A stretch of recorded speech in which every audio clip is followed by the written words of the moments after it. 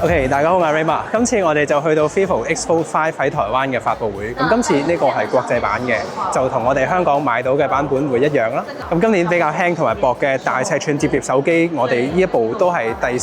四部我哋會睇到嘅。咁但係 Vivo 嘅手機一向都係會比較着重人像嘅拍攝同埋相機嘅拍攝實際效果。所以今次一陣間我哋都拎翻 X Fold 5出面影多少少嘅相俾你哋睇下，佢嘅相機實拍對比其他嘅大摺疊手機嚟講，有冇實際上嘅一個優勢嘅。同時間咁佢嘅機身做工啦、專屬嘅做工同埋重量或者其他嘅規格上面，我哋今次都完整咁 go through。好啦，而首先外觀設計，今次 Vivo X Fold 5佢基本上係承傳咗 Vivo 過往喺中至一個比較大尺寸嘅相機模組圓形嘅設計啦。咁佢喺入面就有3個5000萬像素嘅鏡頭，有一個5000萬像素主鏡頭、5000萬像素嘅遠焦人像鏡頭，同埋一個5000萬像素超廣角鏡嘅。實拍效果咧，我哋一陣間再拎出去認真咁試一試。但反而呢個時間喺機身嘅重量同埋厚度上面 ，OK， 今次 Vivo X Fold 5佢嘅機身厚度係做到9.2mm， 機身嘅重量就217 gram 嘅。咁今年嘅競爭係相當之激烈嘅。咁呢個時候我哋都拎翻有 Samsung 嘅 Fold 7同埋 OPPO 嘅 Find N5。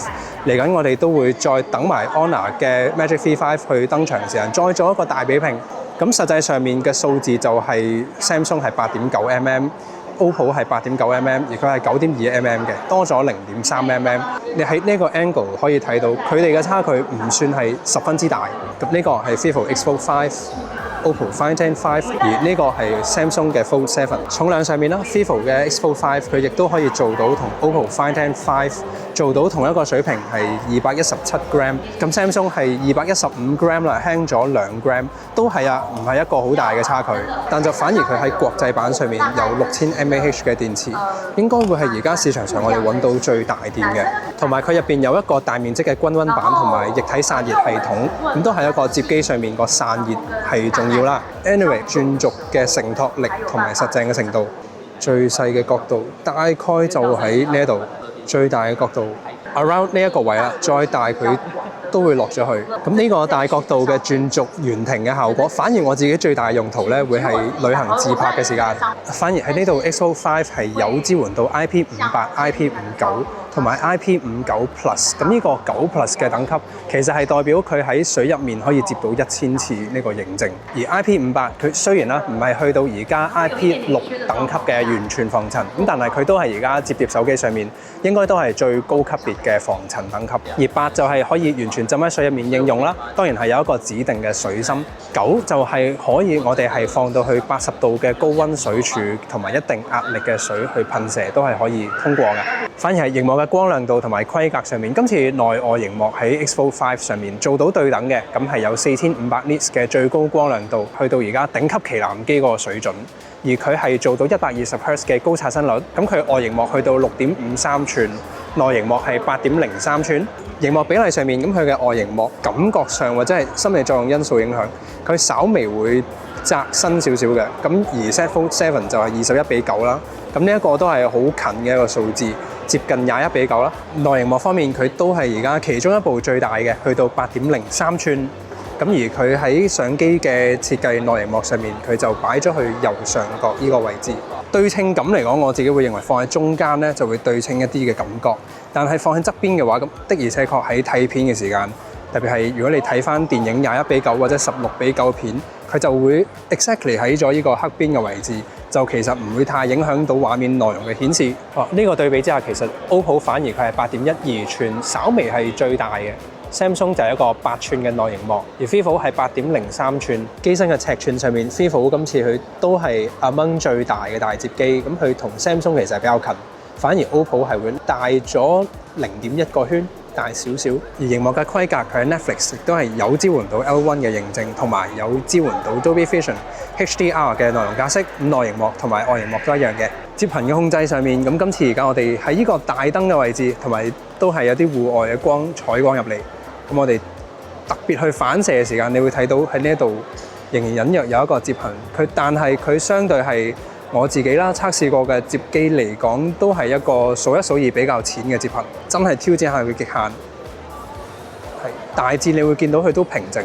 摺頻亦都其實係相對一個比較淺嘅摺頻。至於一啲再仔細嘅硬件設計，金屬邊框用咗一個比較平面嘅設計，咁佢打開嘅時間，一個平面嘅設計反而就多少少嘅 grip， 但實際上再喺佢嘅外熒幕呢一邊，同埋喺機背呢一邊嘅玻璃面板做咗少少嘅 2.5D 或者係 3D 嘅弧度，再仔細睇佢嘅金屬邊框喺個轉角位嗰度做咗少少斜邊嘅鑽石切割邊框嘅。開 mon 嘅時間，佢嘅感覺、佢嘅 grip 同埋啜手嘅感覺係會做得相對比較好嘅，但係佢亦都唔係太過方正嘅，咁所以上手時間佢仲有啲弧度可以圓潤少少，咁但係呢個視乎個人嘅喜好。實際上呢個轉軸佢哋係經過到60萬次嘅轉軸摺疊嘅測試啦。雙喇叭配置亦都係有嘅，有嘅。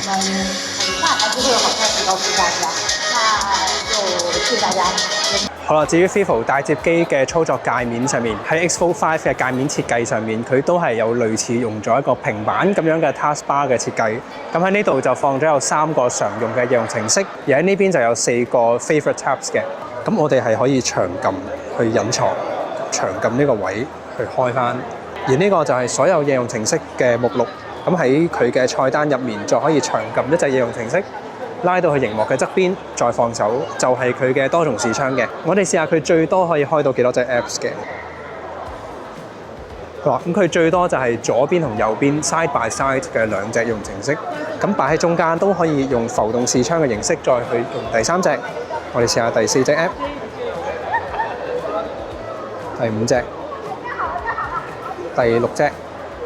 而喺呢個 icon 撳開就 store 咗我哋幾隻喺背景運行緊嘅 apps， 咁再撳開就可以拉翻我哋嘅浮動視窗出嚟。咁但係同一時間就只可以用到2個 multi window 加2個浮動視窗，即係 total 4隻 app。反而係呢個 workbench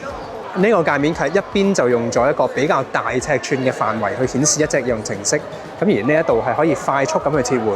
佢嘅實際用途最有實際作用應該就喺呢一邊，我哋 copy 咗一啲需要嘅文檔。咁呢一邊我哋可以直接開翻 Vivo 原生嗰隻 Note Tab， 咁就貼上翻我哋文字。OK， 翻到嚟相機上面，咁今次嘅3鏡頭都係5000萬像素嘅 sensor。主鏡頭 X Fold 5今次就用咗5000萬像素 1over 1.56寸有支援光學防手震嘅主鏡頭。反而喺超廣角鏡上面，普遍咧喺呢一種嘅摺機上面，我哋比較多見到犧牲或者係折衷嘅位置。咁佢就一樣有一個5000萬像素1over 2.76寸比較大 sensor 嘅超廣角鏡，而佢最大嘅重點有機會就落喺佢嘅遠焦鏡頭。咁佢係一支3倍 70mm 嘅遠焦鏡，而佢係直接用埋去做佢嘅長焦微距，微距都係用翻呢支鏡頭去做嘅。而佢最盡嘅數碼變焦係可以做到100倍，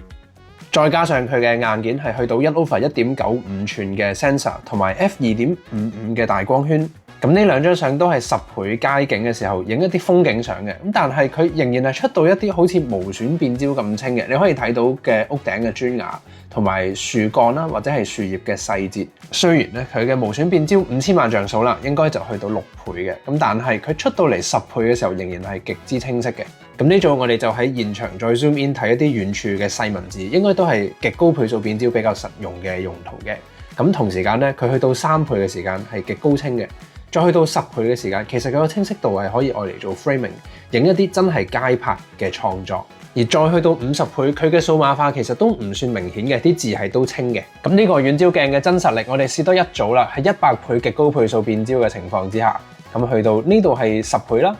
呢個係20倍嘅。